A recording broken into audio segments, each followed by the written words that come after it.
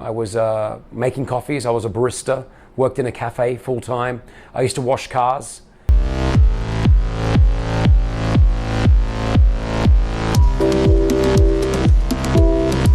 Hey, I'm Kris Fade, and I'm a radio presenter on Virgin Radio 104.4. Plus, we broadcast across the world, and you may have recently seen me on Dubai Bling. 15 years here in the UAE, being able to do what I do. I did not expect it to get where it was.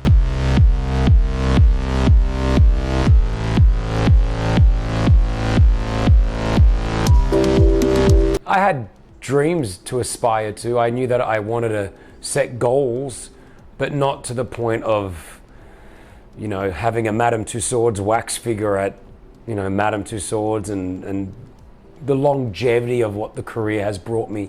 15 years here in the UAE, being able to do what I do. I did not expect it to get where it was. Kris Fade! I wanted it to, and I set goals to do so, but you're never really sure if those dreams do come true,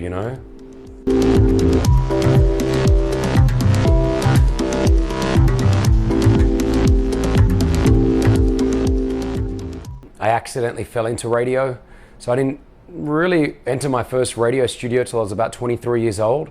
I started doing radio in Sydney, and I started just loving what you could do on a radio station. And after about 3.5, 4 years of radio in Sydney, the opportunity came up to help start the first Virgin radio station in the Middle East for Sir Richard Branson. I thought it was an epic opportunity, and I thought, let's give it a go.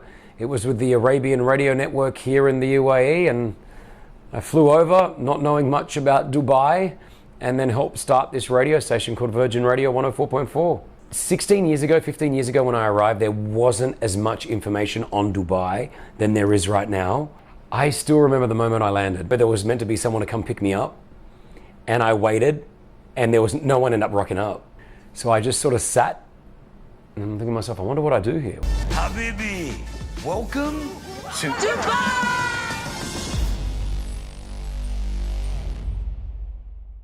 I think there's a few of us on that show that really did start from nothing.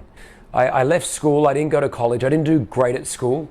I got 39 out of 100 in my end of year at school, which meant I couldn't really get into college.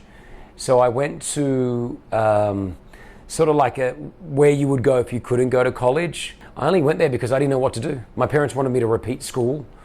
I didn't want to go to another greater school. I was making coffees, I was a barista, worked in a cafe full time. I used to wash cars, sold a lot of clothes. There was a store that I used to just do odd jobs just to make money, and I didn't know what I wanted to do, so I just wanted to try my hand at doing a few things. And then eventually I was working for sales. I was a salesman, and I remember the boss at the time brought me in and said, this job's not for you. They said, I heard something on the radio the other day. They're looking for people to drive the promotional car around. They said you should try out for it. So I tried out to get this job. I didn't get it, but eventually they called me back to the radio station and said, hey, we need someone to drive this car around Sydney and give out free Coca-Colas and chips. So I did that. That was my first taste of working for a radio station. But then it gave me access to the radio studios above. And I used to just pop up to level 3, and I used to see all the radio studios. And I was like, wow, this is cool. I started to talk to the radio presenters, and some of them allowed me to sit in with them on the show. And that was my first taste of radio. That was when I was like, wow, I want to do this. And then I used to just go and practice on my own and just pretend that I was on the radio, until eventually a gentleman by the name of Charlie Fox gave me the opportunity and said, we're going to put you on the radio. And that's when my journey began, and I was around 23 years old. My biggest advice to anyone getting into this type of industry is just to be real, be you.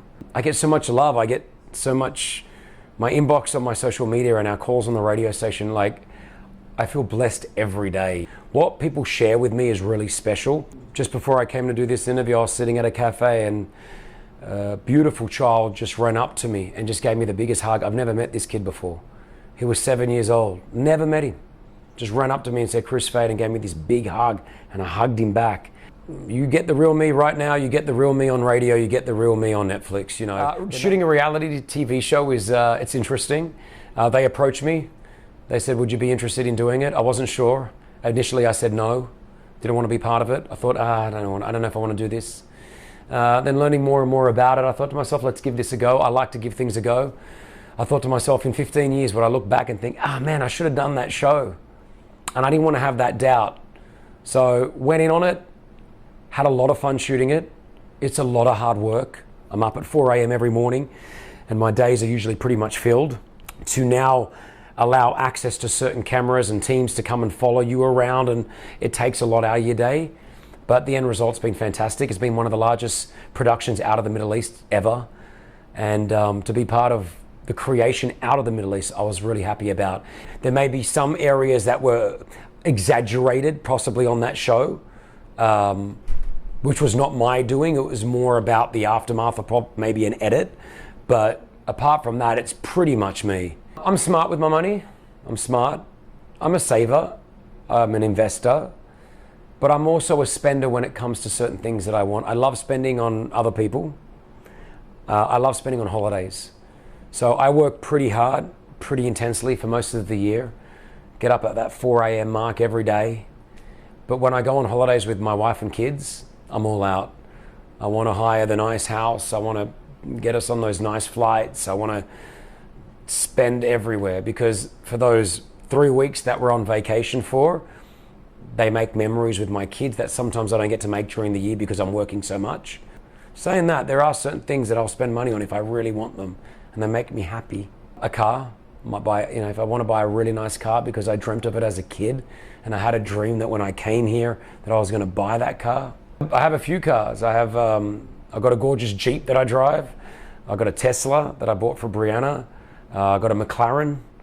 I've got an old style Corvette. I've worked hard for my money, so it's a little bit of a congratulations to myself.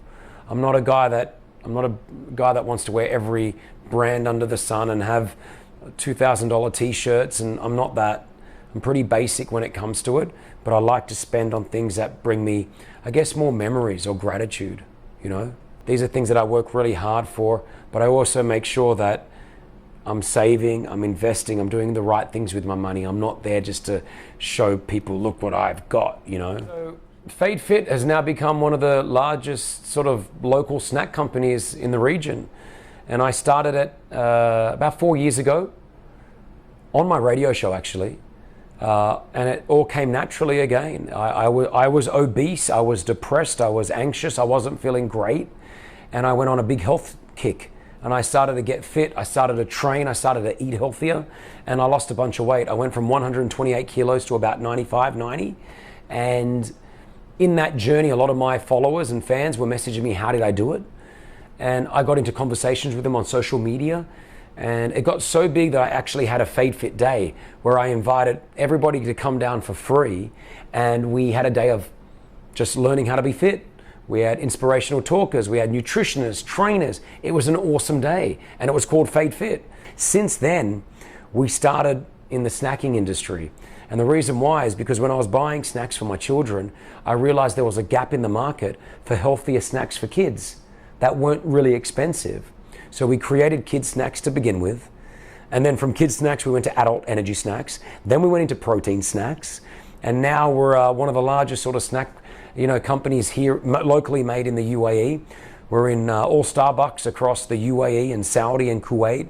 We're rapidly growing in all the GCC countries as well.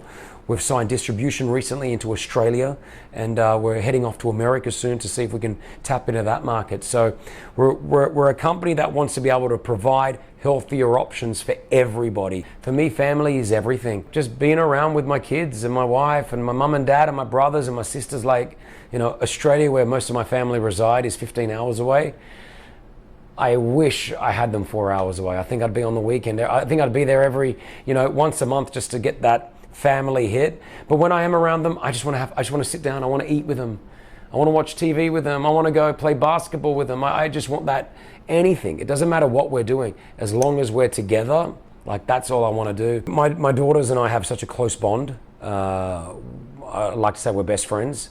It's weird when you create your best friends. As they get older, they're now 13 and 11. It's just, it's interesting to have two girls and see them grow up as well, because our bond's getting closer, but at the same time, I get more protective as well as they get older. But they're beautiful. They're everything. They're my whole life. Everything I do is for them. Brianna, my life as well. You know, my wife. Recently, we spent close to 8 years together before we got married. She knows so much about me. I know so much about her. This was not a rush thing, which was really important. Coming out of a divorce, I wanted to make sure that if I was to marry again, to remarry, that I was marrying the person that I would marry for the rest of my life. I think marriage is just about acceptance, love, and being patient with one another. I really do. And picking your battles. We all have arguments about weird things sometimes when you look back and you think, man, that was the dumbest argument I ever had in my life. Why did I do that? You know, so I think just picking your battles, being patient with one another, being understanding with one another, I think is so important, you know. I think that's about it, Good? Kris. You're amazing. Thank you so much. Great interviewer. Great interviewer.